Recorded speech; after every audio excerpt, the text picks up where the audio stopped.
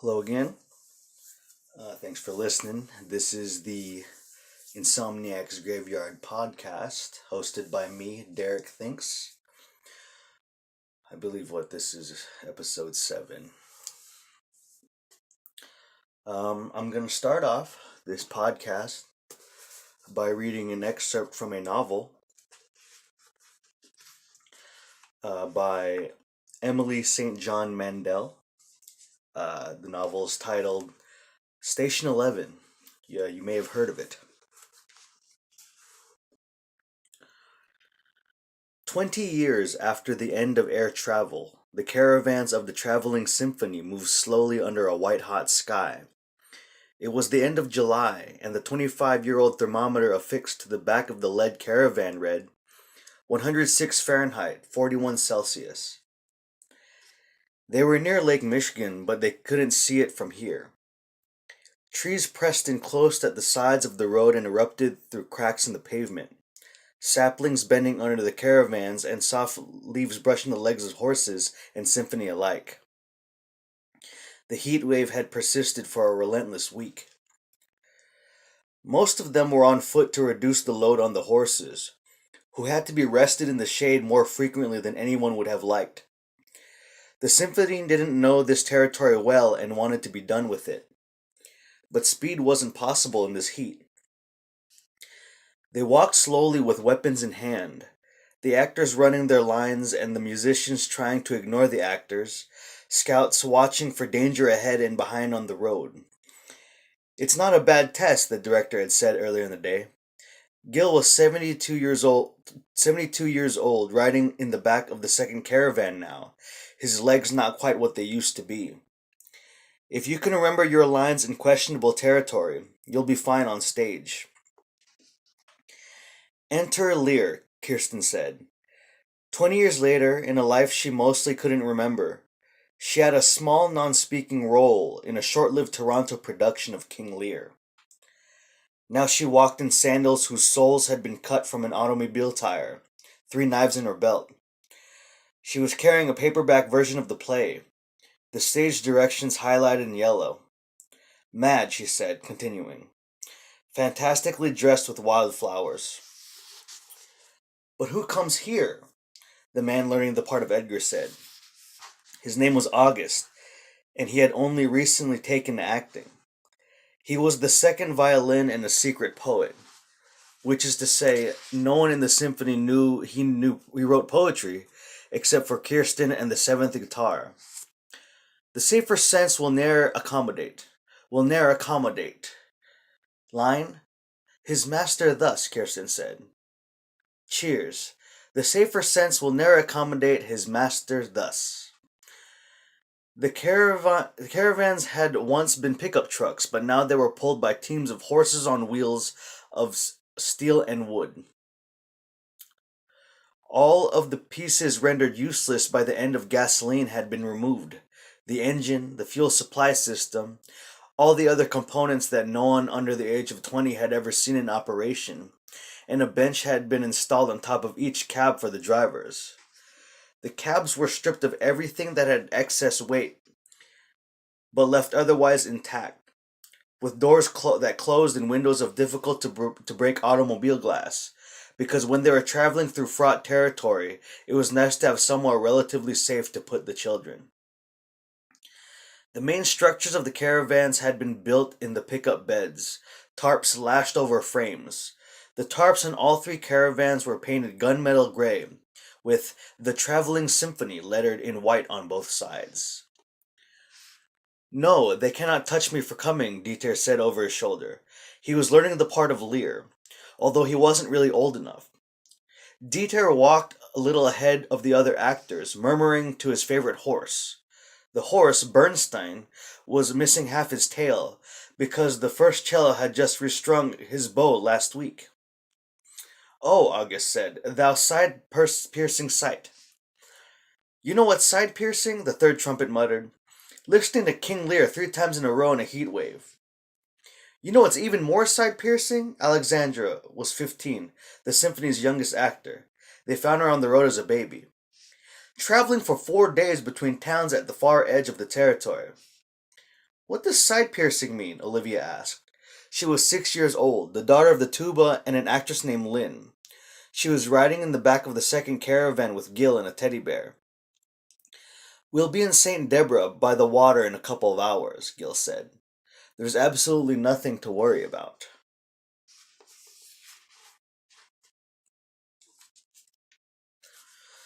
So that was an excerpt from Station 11, a novel written by Emily St. John Mandel. Now, before I read the excerpt, I simply said that you may have heard of this novel, because it was a finalist for the National Book Award in 2014. It was on many literary critics' top 10 lists at the end of that year. In terms of fiction, uh, I believe it won a couple of uh, science fiction awards for 2014, as well as uh, it being a finalist for a Faulkner Award. Um, yeah, I don't know. It takes place in a uh, kind of post-apocalyptic North America, and based off of the excerpt I read to you, apparently um,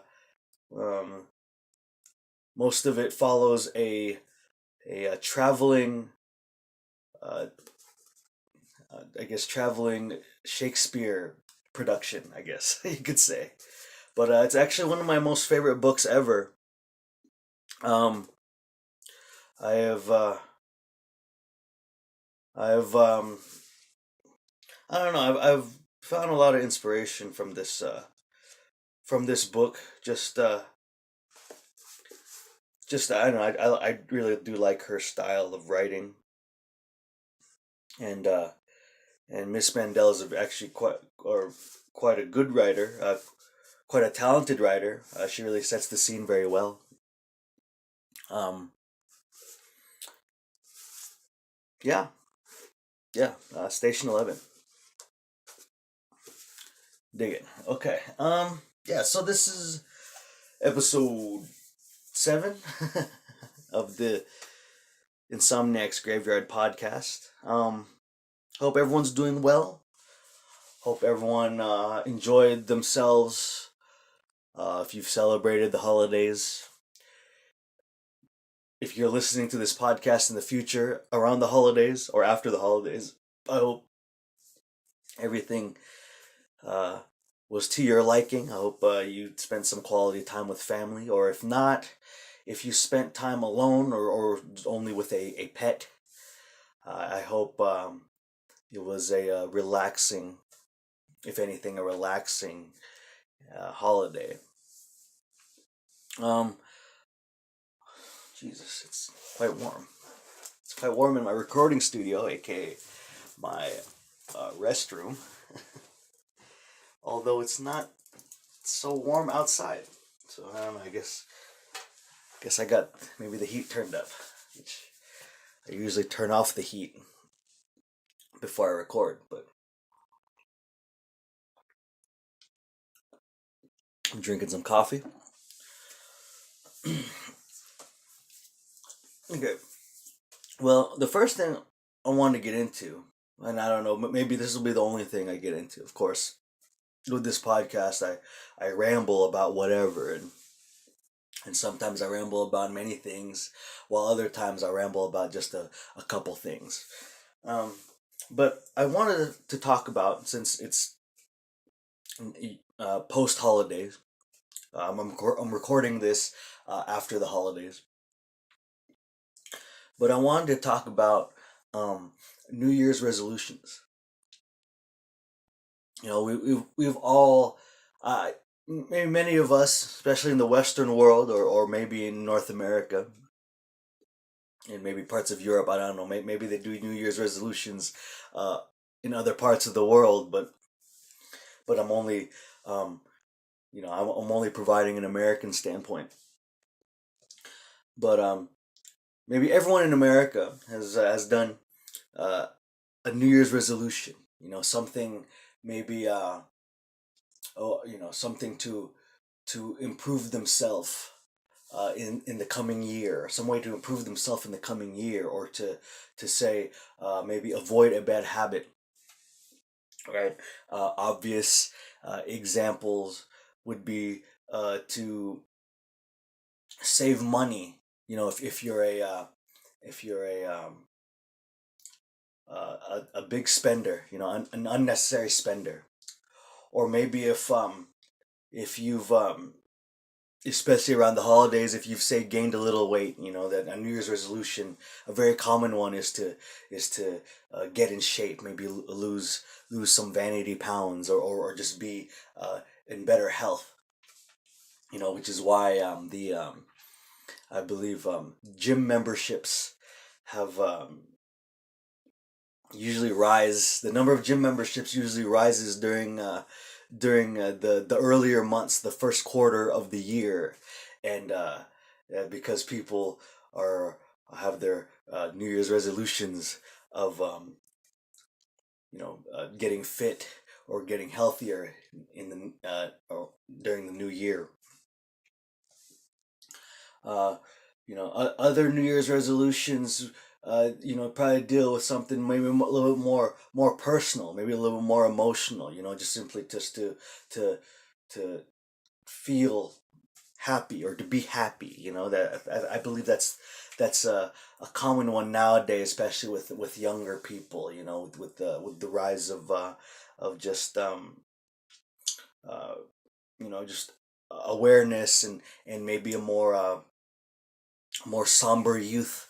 They maybe the younger generation just simply wants to be happier, or have less worries or less stress, or maybe not in the younger generation, maybe that's everybody, just to feel less stress, or feel less anxious. And the new year focuses on measures on how to be less anxious, or how to de-stress, or to unwind, or whatever.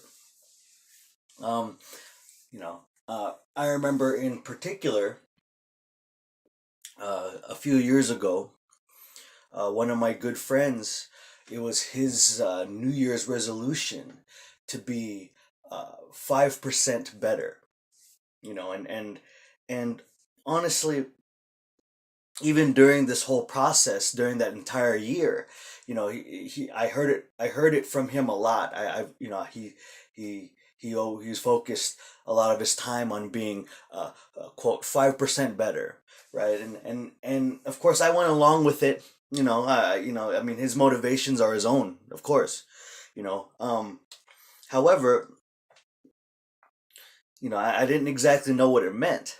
How could you possibly quantify being 5% better, as a human being, Um, but later on, it was my understanding that it could have been any arbitrary number, but simply 5%, just the you know in a matter of percentage. It's a small percent, and while you cannot quantify, say, being 5% better in life, it's impossible. um the 5% was just an arbitrary number, just as a way of saying, oh, to be just better, to be significantly better, to feel better, to act better, to make better choices, to make better decisions. And of course, that I focused too much back then. When he told me about it, I focused too much on the 5% and less about the word better, right?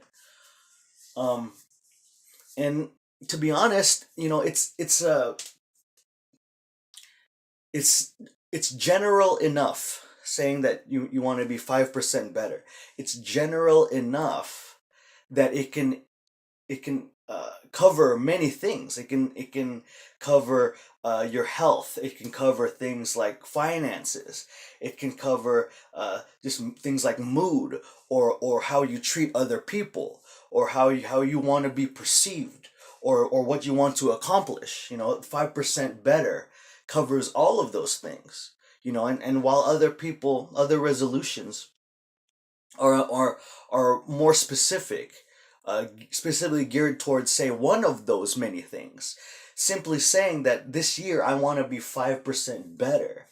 It covers a wide variety of things, and maybe you can slowly chip away at many things, on various days, or many things at once throughout the next year, and accomplish your goal of being 5% better. Just to further go along with this example, say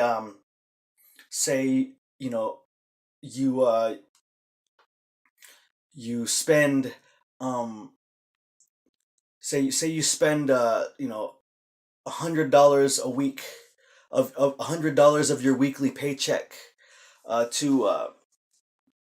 to leisure, to maybe something frivolous, or just um, something, just like for pleasure, for recreation, you know. But say you take just a little bit of that, maybe 95 per not you just only spend $95 of your weekly paycheck on leisure, and save the other $5. Would maybe that's a way to sort of quantify it, but maybe that's a way of being 5% better, and then by the end of the year, you got a couple $100, man.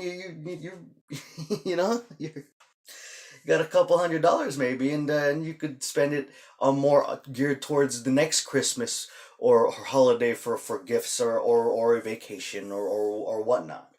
Um, you know, maybe something 5% better. I talked earlier about being fit. Maybe spending a couple minutes every morning, or 30 minutes every morning on the treadmill. Maybe that counts as being 5% better, as opposed to uh, hitting the snooze button a couple times. Maybe spending, maybe not even 30 minutes. Maybe 30 minutes is even then too much. Maybe 15 or 20 minutes on the treadmill, or the elliptical, or the aerodyne, or whatever. Maybe that's a way to be 5% better. Um, you know, just making better decisions. Maybe maybe showing up to work early. Maybe with the theme of five. Maybe not necessarily 5% better, but maybe showing up to work 5 minutes earlier. Maybe that might make a difference. Maybe just get a jump start, or or um, or at least leave the door. Maybe leave the door. If you're habitually, say, late to work or to appointments, maybe you leave the door maybe 5 minutes earlier. Maybe that will allow you to show up on time, or maybe beat that little bit of traffic that holds you back. On those roads, especially if you live in metropolitan high density areas. Um, or maybe it's something just to improve your mind. Say um something like reading a book. Maybe reading nonfiction. For fun. And I don't know if I mentioned this on this podcast, but for fun, when I was a child, I had a set of encyclopedias, which I'm pretty sure I still have laying around in a box somewhere. A through Z encyclopedias. I'm pretty sure they still exist, but very few children, or anyone for that matter, is using encyclopedias as a matter of reference anymore. Especially with our devices and technology, you can easily find information a lot easier and quicker. But when I was a child, just to gain information, because it it really interested me. I would read these encyclopedias, which were actually probably from the late '80s, and I was a child of the '90s. So even then, while I was reading these encyclopedias just for fun and just to get knowledge and information, just even as a child, you know, maybe that information was obsolete, but of course it's something like that when I was a child, which further deepened my love for reading now as an adult, 25, 20 years later. Um, but yeah, something like gaining knowledge, like reading, or maybe you're not the reading type. Maybe reading bores you. Sitting down and reading bores you. Going out and maybe learning a new skill. Not necessarily going to, say, a class, but I know that there are programs out there for, at say, uh, community colleges, or community centers, or whatnot, for adults and maybe children to learn a new skill. It could be something very useful, like just basic, maybe computer programming, or just something, again, out of recreation, such as knitting, or painting, or something. Maybe something to brighten your creativity, or not, maybe, or knowledge, brighten your knowledge, or brighten your creativity. Maybe something like that will allow you to become 5% better. you know um I mean, yeah, I know the New Year's resolution thing is hard, in the, like, coming up with one, and finding something, maybe finding a fault with yourself that will allow you to come up with a New Year's resolution. That's the easy part. Of course, the difficult part is actually going through with it. I mentioned those gym memberships. January, February. The first quarter of the year, those gym memberships, man, they fly off the shelves, I guess you could say. People left and right are like, oh, I'm taking this a spinning class, or a Pilates class, or I'm gonna lift some weights, or maybe just go on a daily jog, even. And not even have anything to do with the gym membership. But with that example, um, by the springtime, maybe a lot of those gym memberships are canceled, because though there are many factors. Maybe just like it's just too difficult. They don't want to do it. They People with the that particular resolution have found things better to do with their time. Because it is time consuming, and it is frustrating. It is frustrating when you feel like you've put in a lot of effort, and the results don't seem to be there. Um, you know, uh, or say, the whole, being a lot more frugal with your finances. Maybe by the springtime, just all the things add up. Maybe the stress adds up of work, and you wanna spend money on that new on that new gaming system, or that lovely new article of clothing that may be a little bit more on the expensive end. And then you buy it, and then next thing you know, it's like, well, okay, that I guess you could count that as a frivolous expense. Boom, the New Year's resolution was broken, right? And that alone is very frustrating. A lot of people, they end up kicking themselves. Oh, I thought I was doing so well. I thought I was I was allowing myself to achieve my goal. I thought I was getting someplace. And and of course, that the breaking of the resolution just leads to a lot of, may lead to maybe some self-loathing, or some added stress. Because no one likes to fail. I guess I don't know. I guess, shoot, that word fail. God, that's a hell of a word. Failure is a hell of a thing, right? It can be disheartening. It can be a learning experience.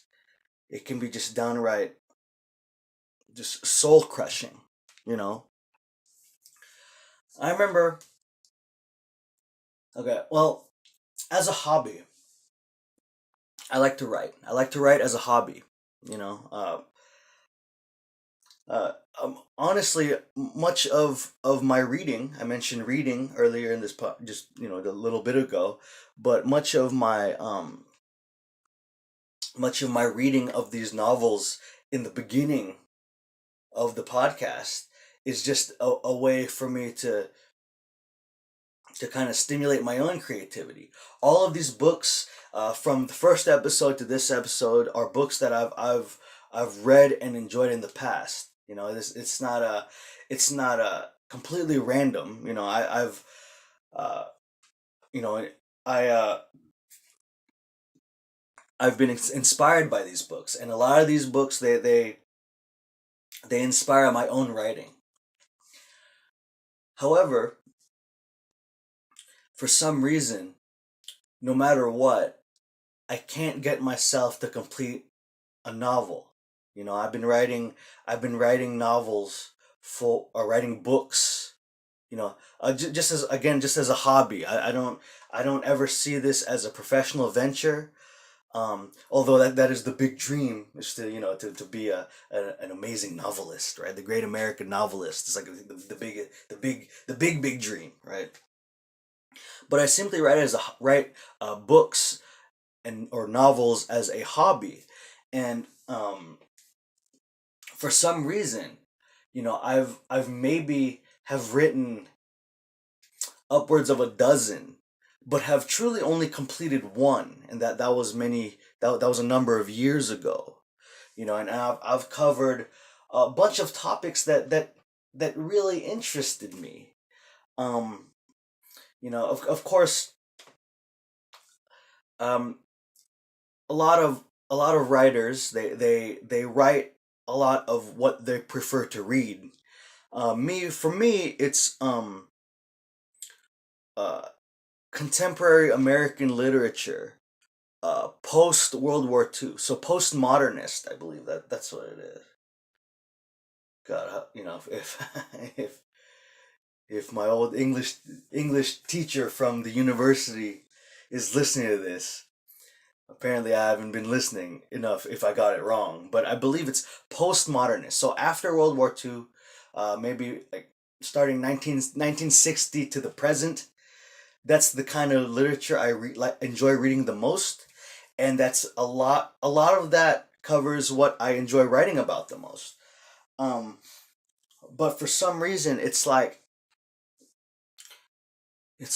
no matter how far I get into it, it always seems to be around the halfway point, and it doesn't matter if it's um 30,000 words or 80,000 words or 120,000 words. For whatever reason, it's like wherever the halfway point of what I'm trying to write is, it's like that's where I stop, and that's where the creativity just stops, and it's so frustrating because I just want to get over the hump, and it always starts the same. It always happens the same way.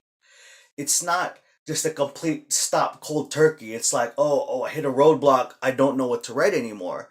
It's just slowly but surely I end up writing less and less and less and less every day. Every day I write less and less and less, to where at the peak of my creativity I could write upwards of 5,000 to 800 words in a single sitting, to where to where some a word count as little as 100 to 300 every day happens, to the then furthermore to the point where I write nothing, where I could hardly get a single sentence out, and it always happens that way. And the truth is, I never see it coming until it happens, which is ridiculous. And it's so frustrating because it's like, I know it's just a hobby, and I know it's just something that's supposed to be recreational, just for fun. Maybe it's not supposed to be read by anyone else, although I would like for it to be. The one completed one, which is about 60,000 words, or maybe more, 60 to 70,000 words. The completed one has not been read by anybody else, you know, um, and and by all by all means, I believe it. I would consider it just a not that good of a piece of writing. However, it's completed, and it tells a complete story, and it's it's a particular story that's takes elements from my own life. Maybe in a this is a fancy phrase, and I hope maybe that I don't want to get the pronunciation wrong, but romane clé, right? Where it takes elements from real life and maybe has actual real life characters, but under a different name. And although looking back, I don't think it's the best work or piece of writing. It's something I'm very proud of because it's completed. But you know, like I mentioned, since then, or no, not since then, but since I began trying to write novels, which was maybe a decade ago, to now, so that span of 10 or maybe more years, you know, I've written about everything that interests me. Um, I've written young adult. I've written uh, historical. I've written uh, crime. I've tried to write about crime. I've tried to write about uh, you know, cat and mouse fugitive type of writing a novel. Right. I've tried to write a futuristic taking place in heaven novel or book. I've tried to write. I've tried to write post-apocalyptic a couple times, and and the one that I've that is maybe the most completed in thought, uh, but is quite a long piece, and maybe it's my most complete piece, even though it's very incomplete, only half done. It's 100,000 words. So by the time I hopefully you know complete it, and that's a big if and big hopefully I complete it. That's gonna be a buttload of editing, because I'm pretty sure if it's 100,000 words now, and I can somehow continue to write it eventually, it's going to be upwards of 200,000 words, and then I got to edit everything, and it may end up being less than 100,000 words, to which more than 100,000 words of it will be just drivel, useless drivel, but I don't know. It's just frustrating because every time it happens, and every time the writer's block happens, and to the point where I'm sitting in front of the computer, or with even old school with a pen and paper in my hand, and I can't come up with a single meaningful sentence. It's just feelings of discouragement and failure, and just sadness, because because it's you're on a roll. You feel amazing. Those 5,000 plus words in one sitting writing days feel incredible. They're taxing. They're mentally taxing, but they feel incredible. But then once you park yourself in front of your writing again, and you can't come up with a meaningful sentence, it just breaks your heart. And I truly wish I just truly wish I can I can snap out of it. uh I do this. I started this podcast for many reasons. Just just a way to gather my thoughts late at night. When I am dead tired, but yet can't sleep, which is nearly every night.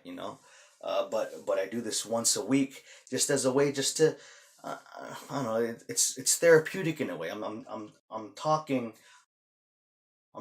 to a theoretical audience, and just saying what I feel, and what I believe in, and how, and just how I think. As you're listening, you're sitting in to just me, just processing, myself, in the form of just rambling and babbling about, uh, in many cases, nonsense. But I mean, I don't know. I don't know. I wish I could write. I wish I could have the fire of like, one of those mass produced authors that can write that can write a book in a month. But at the same time, I don't have a specific niche or genre. I just write about what I like writing about. You know, and this again, this particular novel that I'm stuck on, that I feel is most complete, while only half complete. You know, it's a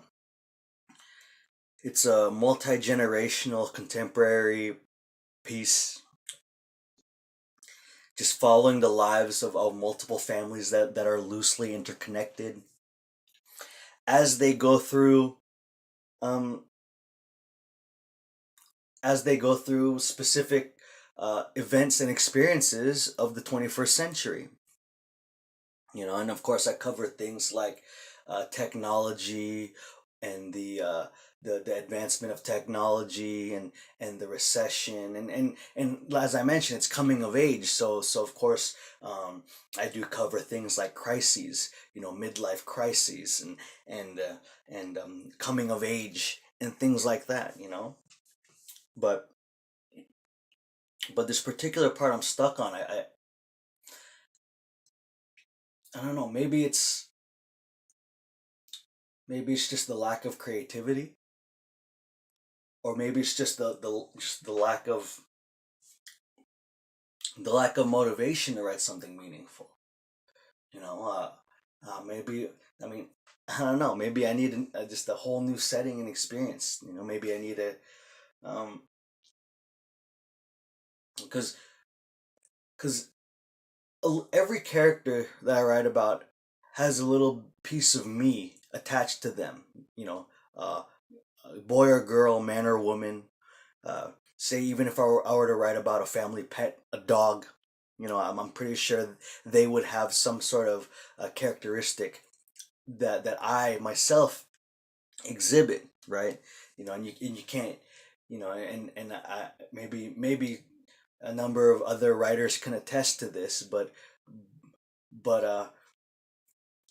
many of these characters that they create in their own little world are um made from their own experiences and their own life. You know, no matter uh, no matter the gender, race, religion, economic background, etc. Right? But every little piece, or every one gets a little piece of you. I don't know. Maybe I've tapped out. I mean, maybe I've killed the tap. Maybe the faucet is no longer running. Maybe the well is dry. I guess. I don't know. Here, see, here I am looking for the right expressions. This it's a common occurrence on the Insomniac's Graveyard podcast, because especially when you have very little sleep, you don't know the right words to say many of the time. And to be fair, I hardly think I'm gonna remember much of what I talked about when it's over. But yeah, I mean, I don't know. I don't know. I want to do better, and I hope all of you want to do better. I want to. If y'all have a resolution, I know personally I don't come up with New Year's resolutions anymore. Simply because once you fail at them, once you break them, it's not the best feeling. It's not the best feeling, especially in the very beginning. It seems so promising, but yeah, I don't know. If I guess hmm, I guess I'll end it here. No, okay. Well, um, if say you want to share your New Year's resolutions or what makes you crack, what's maybe what what your maybe your resolutions in the past, or maybe how you got over breaking them, if you've broken them, likely you have. um you can you can hit me up on social media at derickthinks. That's DERICKTHINKS. Twitter and Instagram. Maybe you want to share what your hobbies are, or what inspires your creativity. Say if you're a fellow writer, or an artist of some sort, or just maybe if you're in a profession that requires your own personal creativity.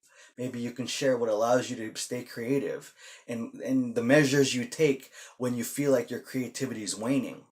I greatly appreciate it. I greatly appreciate any sort of advice. Um, um, or if you just want to talk about failure. Failure is something that everyone is afraid of course, but maybe it's something that more of us should talk about, just to as a way to as a way to well, not maybe get over it. I mean, I don't know, get over it's not the phrase that I use, but reconcile, maybe a way to reconcile your failure with uh, with your idea of personal success. If you can you can share those with me on Twitter or Instagram at derickthinks. That's DERICKTHINKS. Or if you're listening on SoundCloud, you can leave a comment on SoundCloud. Or if you're listening on YouTube, you can leave a comment in the comment section on YouTube. It's greatly appreciated. Let's see. So I want to conclude this podcast with a poem. Um, a poem by John Brehm, and it is titled "At the Poetry Reading." I can't keep my eyes off the poet's wife's legs. They're so much more beautiful than anything he might be saying, though I'm no longer in a position really to judge, having stopped listening some times ago, or some time ago. He's from the Iowa Writers' Workshop and can therefore get along fine without my attention. He started in reading poems about his childhood, barns, corn snakes, grade school, flowers, that sort of stuff. The loss of innocence he keeps talking about between poems, which I can relate to, especially under these circumstances. Now he's on to science, a poem about hydrogen. I think he's trying to imagine himself turning into hydrogen. Maybe he'll succeed. I'm imagining myself sliding up his wife's fluid, rhythmic, lusciously curved, black stocking legs, imagining them arched around my shoulders, wrapped around my back. My God, why doesn't he write poems about her? He will, no doubt, once she leaves him. Leaves him for another poet, perhaps. The observant, uninnocent one. Who knows?